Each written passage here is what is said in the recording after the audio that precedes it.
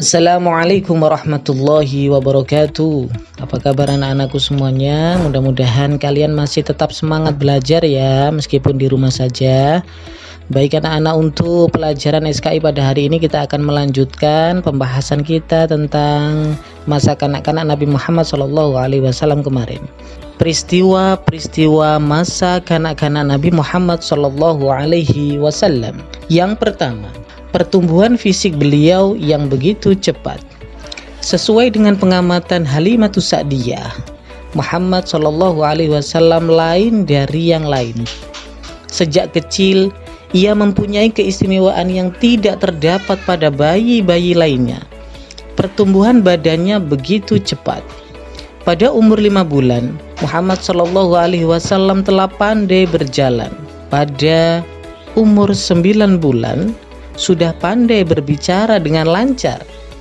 Lalu pada usia 2 tahun, Nabi Muhammad SAW sudah bisa menggembalakan kambing bersama saudara-saudara sepupunya. Kira-kira anak-anak pada usia 2 tahun sudah bisa apa ya?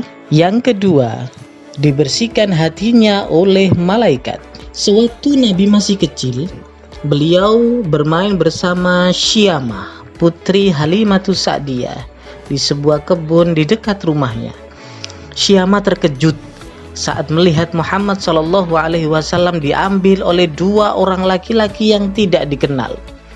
Syamah, putri Halimatus Sa'diyah, berlari-lari pulang ke rumah dengan memanggil-manggil ibunya dengan suara ketakutan.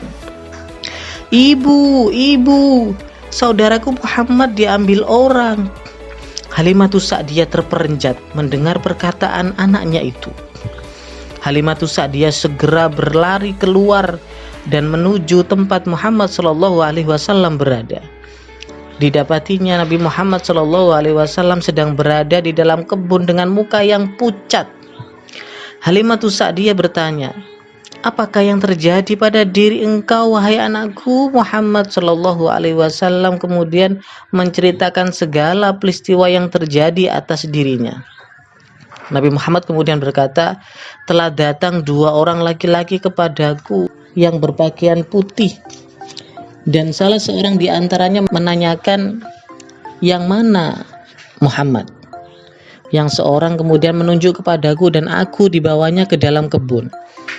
Di sana aku direbahkannya, dibelahnya dadaku serta dikeluarkannya kotoran-kotoran yang ada dalam dadaku. Kemudian dibersihkannya dan dipertemukannya kembali sebagaimana semula. Inilah yang baru terjadi pada diriku." Mendengar penjelasan itu, Halimatus Sa'diyah merasa gembira karena anaknya yang disayangnya tidak diculik ataupun dibunuh. Kemudian Nabi Muhammad SAW dituntun dan dibawanya pulang ke rumah. Peristiwa tersebut tercatat dalam sejarah dan dikenal dengan peristiwa pembelahan dada oleh 2 malaikat Allah. Tujuannya apa anak-anak? Tujuan dari peristiwa itu adalah untuk mengeluarkan bagian dari sifat buruk yang biasa dihuni oleh setan, kemudian diganti dengan sifat-sifat kebaikan. Makanya Nabi Muhammad SAW itu maksum, orang yang terjaga dari melakukan dosa kecil dan juga kesalahan. Yang ketiga, dilindungi awan pada saat perjalanan. Saat dalam bimbingan keluarga Halimatus Sa'diyah dan Haris, mereka selalu memperhatikan bahwa dari wajah anak asuhnya itu memancar cahaya yang benderang, yang terang sekali. Setiap kali Muhammad SAW dibawa keluar, diajak keluar begitu, ada mega putih bersih yang memayungi di atasnya Nabi Muhammad dan mengikutinya kemana saja Nabi Muhammad dibawa oleh orang tua asuhnya itu. Pada petang hari, mega itu menjadi hujan hingga daerah penggembalaan mereka senantiasa hijau anak-anak. Pokoknya membawa keberkahan sekali Nabi Muhammad.